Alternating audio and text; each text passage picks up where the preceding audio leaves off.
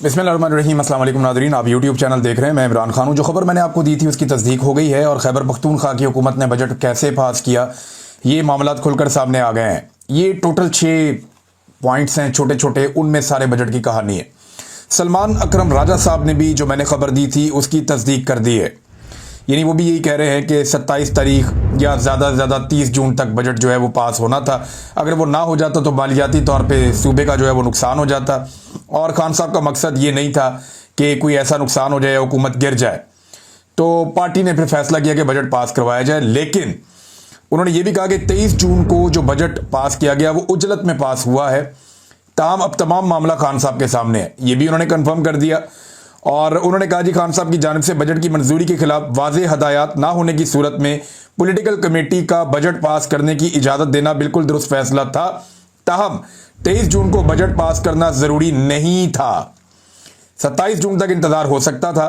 कल खान साहब ने बजट की तफसीलात तलब की और किसी बरहमी का एज सच इजहार नहीं किया। फिर उन्होंने एक और बात की कि 30 जून तक बजट पास करना एक फरीज़ा था। 22 जून को पॉलिटिकल कमेटी ने सूबाई पार्टी के फैसले की तौसीक की। मैंने आपसे पहले कहा था ना, सूबाई पार्लिमानी पार्टी का फैसला था। वो फैसला पॉलिटिकल कमेटी के सामने रखा गया जिस वक्त पॉलिटिकल कमेटी में सारे लोग मौजूद भी नहीं थे। अब जरा ये कहानी सुन ले कि हुआ क्या। सिंपल कर देते हैं आपके लिए। नंबर 1, हुकूमत वाकई खतरे में थी। अली अमीन गंडापुर को कम से कम इस बात का यकीन था कि उनकी हुकूमत गिरा दी जाएगी। मामला ट्रिगर हुआ था जब अमेरिका में फील्ड मार्शल आसिम मुनीर साहब की मौजूदगी में एहतजाज किया गया पाकिस्तानी सिफारत खाने के बाहर। यहां से मामला शुरू होता है, ट्रिगर हो जाता है। वैसे भी कोई मामला इतने अच्छे तो चल नहीं रहे थे। उसके बाद धमकियां लगती हैं और अली अमीन गंडापुर साहब को पूरा यकीन आ जाता है कि उनकी हुकूमत गिरा दी जाएगी। नंबर 2 पॉइंट, पार्लिमानी पार्टी जो सूबाई है उसका एक इजलास होता है, उसके अंदर सारे एमपी वगैरह होते हैं। पार्लिमानी पार्टी का मतलब है जितने अरकान असम्बली हैं वो सारे आ जाते हैं।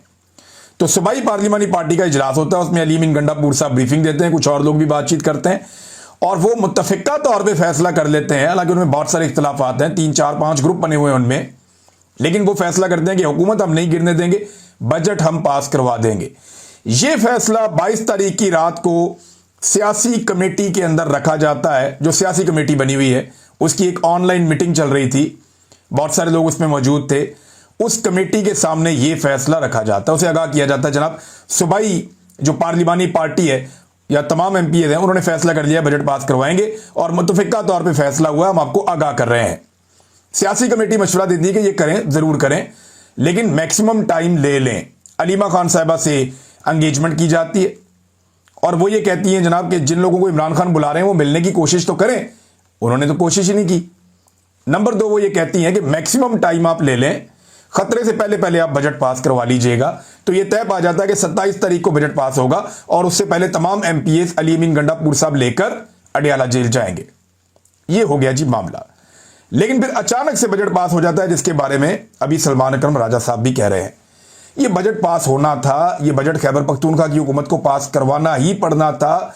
उसका रीजन यह है कि उनकी हुकूमत गिर जाती, लेकिन इसको पास करवाने से पहले तरीकाकार वो अडॉप्ट नहीं किया गया और अचानक से बजट पास करवाया गया और कोई कोशिश इमरान खान साहब को मिलने की संजीदा नहीं की गई, जिसकी वजह से अवामी रद्द-ए-अमल आया।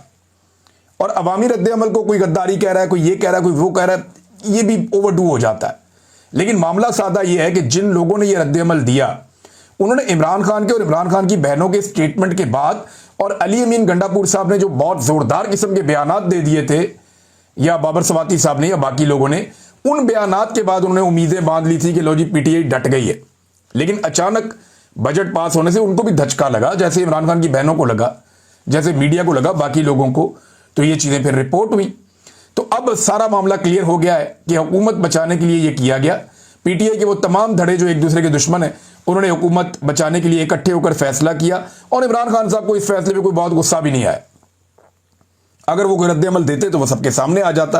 बहरहाल इमरान खान साहब ने यह जरूर कहा कि मेरे पास पहले अली अमीन गंडापुर को आना चाहिए था बजट पास करने से पहले, लेकिन वो नहीं आए। और कुछ लोग ये क्लेम करते हैं कि अली अमीन गंडापुर साहब जब चाहें वो मिल सकते हैं, जैसे कि बैरिस्टर सैफ मिल सकते हैं, कुछ और लोग मिल सकते हैं। लेकिन फिर गंडापुर साहब जो हैं वो इमरान खान साहब को जब मिलते हैं तो नए टेस्ट या नए इम्तिहान में वो पड़ जाते हैं। मेरे ख्याल में वो भी एक मुश्किल उनके लिए पैदा हो जाती है। मुराद सईद साहब का एक स्टेटमेंट है और मुराद सईद साहब ने अपनी पार्टी को ही वार्निंग दे दी है वो ये कहते हैं मौजूदा हालात में जहां अवाम का एतमाद बहाल करने के लिए ज़रूरी है कि पार्टी की क़यादत इमरान खान की रिहाई और उसके कॉज से अपनी कमिटमेंट का इजहार और यकीन दहानी के लिए एक भरपूर एहतजाजी तहरीक का ऐलान करे और तैयारियों का जो है बाकायदा आगाज़ करे। वहीं इमरान खान और बुशरा बीबी और दीगर नाहक कैद असीरान को कैद में जिस गैर इंसानी सलूक का सामना है और जैसे इमरान खान को तोड़ने के लिए उन्हें और उनकी अहलिया को अजियत दी जा रही है, वो भी हमारे लिए बहैसियत कौम अफसोस का मुकाम है। देखिए ये बात ठीक है, एक हफ्ते से तो बुशरा बीबी का भी उनकी एक बेटी का ऑडियो मैसेज है वो मैंने सुना है। वो बता रही जी मेरी छोटी बहन है, वो गई है बुशरा बीबी को मिलने के लिए अपनी माँ को, तो उसको मिलने नहीं दिया गया, वो रोती हुई वापस आई, 5 घंटे उसको इंतज़ार करवाया गया। और बुशरा बीबी कहते हैं जी बीमार भी हैं और वो ये भी बता रही थी उनकी बेटी उस ऑडियो के अंदर कि उनका कूलर ख़राब है और वो बहुत गर्मी में शदीद हबस के अंदर वो वहाँ पे रह रही हैं और उन्होंने बार बार अपील की है मेरा कूलर ठीक किया जाए, लेकिन वो नहीं किया जा रहा। तो और बहुत सारी बातें हैं जो उनकी बेटी कह रही थी कि ये किस तरह का निज़ाम है, किस तरह की हुकूमत है, हमारे इंसानी हकूक़ भी हमें नहीं मिल रहे। बहरहाल ये मामला तो है, ये बात ठीक की है मुराद सईद ने। अच्छा जी, उसके बाद वो एंड में जो बात करते हैं अपनी क़यादत को एक बार फिर, और इस मरतबा पब्लिक फोरम पर मुखलिसाना मशवरा देता हूँ। मैं पहले दिन से इस बात पर कायल हूँ कि इमरान खान को हटाने वालों की प्लानिंग में इमरान खान की वापसी शामिल नहीं है और इसके लिए वो हर हद तक जाएंगे और जा रहे हैं। अगर हम नादानिस्ता और खुदा न खास्ता उनकी प्लानिंग में इस्तेमाल हो गए तो इन तक तो शायद किसी हद तक अवाम की रसाई ना हो, मगर जैसे ही दीगर सियासी शख्सियात के घर बार और गिरेबान अवाम की रसाई में है, वैसे ही हमारे भी गिरेबान अवाम के हाथ में होंगे। और जहां हमें इमरान खान के नाम पर इस कौम ने सर आंखों पर बिठाया है, कौम के गजब का निशाना हमने भी बनना है। इमरान खान की खातिर ना से ही अपनी खातरी मामलात की संगीनी का एहसास कर लें। ये जनाब वार्निंग दी है, मुराद सईद साहब ने खबरदार किया है कि जनाब बच जाओ अवाम के गजब से, अपना किबला दुरुस्त कर लो, क्योंकि जो ताकतवर हल्के इमरान खान साहब को माइनस कर रहे हैं उन तक अगर अवाम ना भी पहुंची तो हमारे तक तो पहुंच ही जाएगी, क्योंकि हमने इमरान खान को आज़ाद करवाने के नाम के ऊपर वोट लिए हुए हैं। नाज़रीन, ताकतवर हल्कों का जिक्र आया तो वो एक बड़ा ज़बरदस्त खेल खेल रहे हैं और मैंने आपको थोड़ा सा पहले भी बताया था कि पाकिस्तान तहरीक इंसाफ के MNAs को फारग करके वहाँ पे री इलेक्शन करवा के और PMLN को सीटें जितवा के लाया जाएगा ताकि 2/3 अक्सरियत मजीद मजबूत हो जाए और जिस तरह की भी पाकिस्तान के अंदर आईनी तरामीम करनी पड़े वो की जाती रहें। इसमें अभी पहले मरले में फैसलाबाद में एक बड़ा काम शुरू हो गया है। इस हवाले से उमर अयूब साहब ने भी एक ट्वीट किया है, कुछ वकला से बात हुई, उन्होंने भी बताया कि वहाँ पे जुडिशरी के ऊपर बड़ा शदीद दबाव है, रात गए तक जो है अदालतें लगाई जा रही हैं और ऊपर नीचे टाइम देकर जो है वो ट्रायल किया जा रहा है। उमर अयूब साहब कहते हैं जी कि जो एंटी टेररिस्ट कोर्ट है फैसलाबाद के जज, उन्होंने वकला को कहा है कि रात 8 बजे भी आ जाएं क्योंकि ट्रायल जो है वो मुकम्मल करना है। ये किस किस्म का इंसाफ हो रहा है और ये किस किस्म की टाइमिंग्स हैं जो इंसाफ के लिए चुनी जा रही हैं। कैंगरू कोर्ट्स जो हैं वही इसी तरीके से ऑपरेट होती हैं, नॉर्मल कोर्ट्स तो ऐसे ऑपरेट नहीं होती। उन्होंने कहा जी मैंने अपने वकला को कह दिया है कि मेरी जो एग्जम्पशन है वहाँ पे अदालत में पेशी से, वो जनाब आप विड्रॉ कर लें, क्योंकि ये बहुत ही अजीबोगरीब किस्म का ट्रायल हो रहा है। और साथ उन्होंने ये कहा it appears that the verdict is being typed by havaldar Bhutta. वो कह रहे हैं जी ऐसा लगता है कि हवलदार भुट्टे ने जो है फैसला पहले से टाइप कर दिया है और ये एजेंसियों के आगे उन्होंने नाम लिए ISI, MI, IB, FIU, SB, who will deliver it to the ATC जज फैसलाबाद इन अ वीगो डाला। वो कह रहे हैं जी ये डिलीवर कर दिया जाएगा, फैसला पहुंचा दिया जाएगा जज को जो एंटी टेररिस्ट कोर्ट के जज हैं और ये वीगो डाले के अंदर पहुंचा दिया जाएगा। तो फैसलाबाद से कार्रवाई का आगाज हुआ है। फैसलाबाद वो शहर है जहां पे 100% पाकिस्तान तहरीक इंसाफ को कामयाबी मिली थी। इस बात का मियां साहब को, मरियम नवाज को, बाकी लोगों को बहुत दुख है, क्योंकि फैसलाबाद, ये याद रखिएगा, ये वो शहर था जब परवेज मुशर्रफ का तोती बोलता था ना, उस वक्त भी फैसलाबाद ने नवाज शरीफ के तमाम उम्मीदवारों को जितवाया था और परवेज मुशर्रफ के मार्शल लॉ में भी फैसलाबाद ने नवाज शरीफ के हक में फैसला दिया था। ये मैं बात कर रहा हूं सन 2002 के इलेक्शन की। लेकिन अब सूरत हाल ये होगी कि पूरे फैसलाबाद में सारी सीटें क्लीन स्वीप कर दी थी पाकिस्तान तहरीक इंसाफ ने, और इस बात का मियां साहब वगैरह को बड़ा दुख है। तो फैसलाबाद से आगाज कर रहे हैं, 9 मई को लेकर वहां पे सजाएं दी जाएंगी। MNAs को जो है वो नाअहल करने का फैसला किया गया है और वहां पे अपने MNAs लाए जाएंगे, इसकी कोशिश की जाएगी। तो घिनौना खेल जो पाकिस्तान में चल रहा है वो अभी तक चल ही रहा है और हुकूमत की तरजीहात आप चेक करें कि वो एतराज इस बात पे करते हैं कि जनाब हर चीज में कैदी नंबर 804 को क्यों लाया जाता है। बिलावल ने भी यही कहा कि चाहे जंग की बात हो, चाहे मईशत की बात हो, चाहे कोई भी बात हो, ये कहते हैं जी कैदी नंबर 804 को रिहा कर दें। यही बात जो है वो तारड़ साहब भी कह रहे थे, वजीर कानून। वैसे उन्होंने बड़ी मायूब और बड़ी घटिया बात भी की है कौमी असम्बली में खड़े होकर इमरान खान और उनकी अहलिया के बारे में, जो इंतहाई नामुनासिब है। किसी की निजी जिंदगी पे ऐसे कमेंट करना या इस तरह की बातें करना, ये इंतहाई नाजेबा हरकत है और घटिया हरकत है, ये नहीं करनी चाहिए थी। हाँ, लेकिन ये मैं आपको बता देता हूं कि ये बार बार जो कहते हैं ना कैदी नंबर 804 को बीच में ले आते हैं और हर चीज के अंदर उसको लाके शामिल करते हैं, तो एक्चुअली कैदी नंबर 804 की रेलिवेंसी बहुत बड़ी है।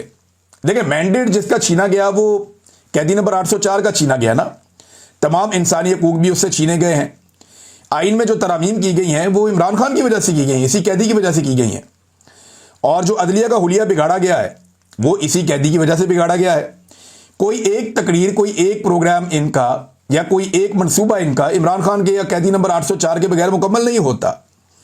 एस्टेब्लिशमेंट की गुलामी की जो इंतहा कर दी है मौजूदा सियासी जमातों ने, वो कैदी नंबर 804 के खौफ की वजह से की है। हत्ता कि एक ऐसा अमरीकी सदर जिसके बारे में बहुत सारे तनाज़ात भी हैं, उसे अमन के नोबेल इनाम के लिए नामजद कर दिया गया। और उसकी वजह क्या है? यही कैदी नंबर 804।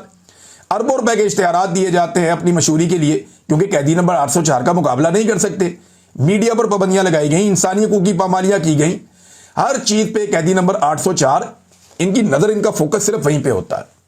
फोबिया हो गया इनको इमरान खान का, और वो होना ही था क्योंकि पूरी कौम इस वक्त इमरान खान के साथ खड़ी है। यानी आप ये देख लेना कि अवाम में मकबूल कौन है। आप कहीं पे कोई भी सर्वे करवा कर देख लें, किसी भी कंपनी से करवा कर देख लें, आपको पता चल जाएगा कि अवामी मकबूलियत में इमरान खान का ये कहीं मुकाबला नहीं कर पा रहे। इमरान खान से बहुत पीछे हैं। अच्छा, जब अपोजिशन, ये वाली अपोजिशन महंगाई पे निकलना चाहे या फलस्तीन के मामले पे निकलना चाहे तो इनको डंडे भी मारते हैं। बल्कि अजीब बात आपको बताता हूं कि कैदी नंबर 804 की जमात के अलावा बाकी तमाम जमातों को थोड़ा बहुत उनका जमहूरी हक मिल जाता है कि आप आए, आकर अपना एहतजाज करें, लेकिन कैदी नंबर 804 को नहीं मिलता या उसकी जमात को नहीं मिलता, ना उन्हें इंसाफ मिलता है। तो एक्चुअली ये पूरा मुल्क, पूरा निजाम, एस्टेब्लिशमेंट सारे इमरान खान के फोबिया का शिकार है। यानी आप कोई भी सवाल इमरान खान से रिलेटेड करें, इनके मुंह से झाग निकलना शुरू हो जाती है, परेशान हो जाते हैं, क्योंकि इमरान खान ने अपनी रेजिलियंस से इनसे इनका सियासी मुस्तकबिल जो है वो मशकूक बना दिया है। इन्हें आइडिया ही नहीं है कल इनके साथ क्या होगा, और इसी डर की वजह से ये इस इक्तदार के साथ चिमटे हुए हैं और बेचारे जूते पॉलिश कर रहे हैं। दूसरा रास्ता ही कोई नहीं इनके पास। नाज़रीन, जो जजेस लाए जा रहे हैं उनकी हालत आप चेक करें। यहां पे एक जज हैं मोहतरम सरफराज डोगर साहब, इन्हें लाया गया है इस्लामाबाद हाई कोर्ट में, और इनका आप स्टेटमेंट देखेंगे आप हैरान हो जाएंगे कि पाकिस्तान में आइन कहां पे और कानून कहां पे है। चेयरमैन पीसीबी मोहसिन नकवी की तैनाती के खिलाफ दरखास्त दायर हुई थी। उसकी समाअत के दौरान कायम मकाम चीफ जस्टिस सरफराज डोगर ने मोहसिन नकवी के हक में हैरान कुन रिमार्क्स दे दिए। यानी चीफ जस्टिस ने कहा कि चेयरमैन पीसीबी की कारकर्दगी उम्दा है। यानी आप कैसे फैसला कर सकते हैं? इतने सारे टूर्नामेंट हार के बेड़ा गर्क हो गया पाकिस्तान का और कारकर्दगी उम्दा है। ये फैसला आप कैसे कर सकते हैं कि कारकर्दगी उम्दा है? मुल्क में क्रिकेट के मुख्तलिफ टूर्नामेंट का इनेकाद किया जा रहा है, और भाई वो तो शुरू से हो रहे हैं और बहुत ज्यादा हो रहे हैं। अगर उनके तकर्रर के अमल में आईने पाकिस्तान और पीसीबी के दस्तूर की खिलाफ वर्जी हुई है तो उसको छोड़कर आगे चले। ये स्टाइल था काजी फायद ईसा का, याद है आपको? जैसे कोई आइन की या कानून की बात आती थी तो काजी फायद ईसा साहब अदालत में बैठ के क्या कहते थे? आगे बढ़े, छोड़े इसको, आगे चले, छोड़े इसको, आगे चले। वही स्टाइल जो है वो कॉपी किया है सरफराज डोगर साहब ने, ऐसा लगता है। और वो भी ये कह रहे हैं कि अगर उनके तैनाती के दौरान कोई आइन में या दस्तूर में किसी चीज की खिलाफ वर्जी की गई है तो छोड़ें उसको, बस आगे चलें। उन्होंने कहा सारा कुछ ठीक तो चल रहा है, आपको तकर्रुर से क्या मसला है? वकील ने कहा कि जनाब तैनाती का नोटिफिकेशन गैर आईनी और गैर कानूनी है, यह मसला है। तो चीफ जस्टिस हंसना शुरू हो गए। उन्होंने कहा जनाब मैं उनको कह देता हूं कि नया नोटिफिकेशन जारी कर दें। आप अंदाजा करें कि ये अदालतें कितनी कंप्रोमाइज हो चुकी हैं। अदालतें, यानी जब जजेस को ऐसे लाया जाएगा कि एक जज, वो इतने नीचे के लेवल के जज हैं, उनको उठा के लाके एक और अदालत में बैठा के वहां पे उन्हें चीफ जस्टिस बना दिया जाएगा, तो फिर उनको इसीलिए बनाया गया ना कि जो उन्हें कहा जाता है वैसे वो ऐसा लगता करते हैं। यानी ये तो दिखाई दे रहा है कि वो आइन कुछ और कह रहा है, कानून कुछ और कह रहा है, ज़ाब्ते और दस्तूर कुछ और कह रहा है, जो कवायद हैं वो कुछ और कह रहे हैं, लेकिन वो कहते हैं छोड़ो सारी चीजों को, खैर है, इसके बगैर भी चलेगा, आगे बढ़ो, बस काम बहुत अच्छा चल रहा है, मजा आ रहा है भी। जब आप चीफ जस्टिस की कुर्सी पे बैठ जाएंगे तो काम तो अच्छा ही चलेगा, मजा ही आएगा। जिनका हक मारा गया है उनसे पूछे ना कि उनका हक कैसे मारा गया। अब यही मोहसिन नकवी साहब हैं, इनके हवाले से एक और खबर लगी हुई, अंडरपास फटाफट ये बनाते हैं, सड़कें वड़कें बनाते हैं। अब ऊपर नीचे खबरें आ रही हैं और बार बार खबरें आ रही हैं कि सड़कें धंस जाती हैं, कभी कभी अंडरपासों के अंदर पानी भर जाता है और कोई इन्हें पूछने वाला नहीं है। अरबों रुपए के प्रोजेक्ट्स हैं, ये अरबों रुपए के प्रोजेक्ट्स हैं, लेकिन कोई जवाबदेह नहीं है कि, और जवाब देने का किसी का दिल भी नहीं करता। यहां कौमी असेंबली में किसी ने सवाल पूछ लिया तो रजा हयात हराज साहब खड़े हुए। ये वैसे एस्टेब्लिशमेंट के बहुत करीबी सियासतदान है, हमेशा उन पॉलिटिकल पार्टीज में रहते हैं जो एस्टेब्लिशमेंट के करीब होती हैं और जो एस्टेब्लिशमेंट की मदद से इक्तदार में आती हैं। पीटीआई में भी गए थे ये हर जमात के अंदर चले जाते हैं, जो एस्टेब्लिश काफ लीग में भी चले गए थे। ये नहीं, जहां पे एस्टेब्लिशमेंट वहां पे ये लोग हैं। कुछ सियासतदान ऐसे हैं ना, वो एस्टेब्लिशमेंट की तरफ से हमेशा खेलते हैं। अब वो ये कह रहे हैं कि शर्म की बात है कि एक रुकन उठकर कहता है कि हमें बताया जाए कि फील्ड मार्शल, एयर चीफ और जर्नैल की तनख्वाह क्या है। यानी इसमें शर्म की बात क्या है भाई? क्या उन्हें तनख्वाह जो है वो कौमी खजाने से नहीं मिल रही? भाई तनख्वाह पूछना कौन सी शर्म की बात है? आप इंडिया में पूछ सकते हैं इंडियन आर्मी चीफ की तनख्वाह क्या है, अब अमेरिका में पूछ सकते हैं अमेरिकन आर्मी चीफ की तनख्वाह क्या है, मैं यहां बरतानिया में हूं, यहां पूछ सकते हैं लोग। इसमें प्रॉब्लम क्या है? यानी अगर किसी ने पूछ लिया कि फील्ड मार्शल की, आर्मी चीफ की, जनरल की, किसी और की तनख्वाह कितनी है, तो इसमें क्या प्रॉब्लम है? बताना चाहिए। हर सरकारी मुलाजिम की तनख्वाह का पता होना चाहिए भी, अवाम तनख्वाह दे रही है ना अपनी जेब से, तो इसमें प्रॉब्लम क्या है? इसमें शर्मिंदगी वाली बात क्या है? इसमें तो कोई शर्म की बात नहीं है। शर्म की बात तो यह है कि छुपाया जाए किसी बात को, किसी बात को राज में रखा जाए। उमर फारूक रज़ियल्लाहु अन्हु से लोगों ने पूछ लिया, दूसरी चादर का हिसाब मांग लिया, तो उन्होंने कहा कि यह शर्म की बात है। वैसे हद हो गई है मेरी इनकी, वैसे इनके दिमाग की सलाहियतों पे मैं हैरान हो जाता हूं, जंग लग गया इन लोगों को। भाई जब खलीफतुल वक्त, जो दुनिया के एक बहुत बड़े खित्ते पे हुक्मरानी करते थे, जिनके सामने कोई बोल नहीं सकता था, कुफार की टांगें कांपती थी, उनसे जब सवाल होता है तो वो जवाब देते हैं। और इस तरह का एक नहीं दर्जनों मिसालें मौजूद हैं। जब वो लोग जवाब देते तो ये लोग जवाब दे क्यों नहीं है भाई? ये तो उनके पैरों की खाक के बराबर भी नहीं है, इनकी तो औकात ही टके की नहीं है, ये जवाब क्यों नहीं देंगे जब वो लोग जवाब देते थे? तो एक अजीब मिसाल पेश कर दी और फिर कहते हैं जी वो हलाल रिज़्क खाते हैं, उनकी रगों में हलाली खून है, पहले खुद को देखो तुमने मुल्क के लिए क्या किया। ये क्या आप ताने दे रहे हैं भाई? अपनी पार्लियामेंट को आप डिग्रेड कर रहे हैं। सियासतदान ने मुल्क बनाया था, किसी जर्नैल ने मुल्क नहीं बनाया था, एक वकील था, सियासतदान था, अवाम ने एफर्ट की थी। अवाम को इतना घटिया मत समझें, अवामी नुमाइंदगान की तजलील मत करें। आप भी अवाम से वोट लेकर आते हैं। हैरत हुई वैसे मुझे इस बात के ऊपर। रजा हयात हराज साहब गालिबन ये बात कर रहे थे। उम्मीद करता हूं कि अगर ये क्लिप उन तक पहुंचेगा तो वो माइंड करने की बजाय आइंदा इस बात का ख्याल रखेंगे कि जिससे भी पूछा जाए कि तुम्हारी तनख्वाह कितनी है, जब वजीर आजम से पूछा जा सकता है, सदर से पूछा जा सकता है, तो बाकी लोगों से भी पूछा जा सकता है। जब हजरत उमर फारूक रज़ियल्लाहु अन्हु से सवाल हो सकता है तो फिर बाकियों से भी सवाल हो सकता है। यह क्या बात हुई कि सवाल ही नहीं हो सकता?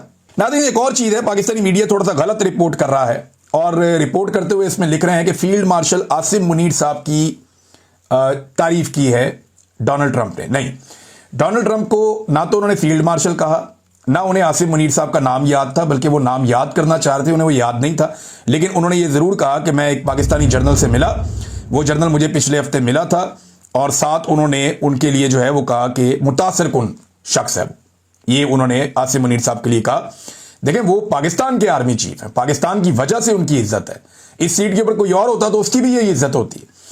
लेकिन यहां पे खास तौर पे जब मोदी का जिक्र किया इसी जुमले में अगले सांस में डोनाल्ड ट्रंप ने, तो उन्होंने कहा कि मोदी मेरा दोस्त भी है, मोदी एक ग्रेट इंसान है, और मोदी की 3 तारीफें की उन्होंने। आसिम मुनीर साहब का उन्हें नाम भी याद नहीं था, नरेंद्र मोदी का उन्हें नाम याद था, और मोदी की उन्होंने 3 तारीफें की उसी लम्हे।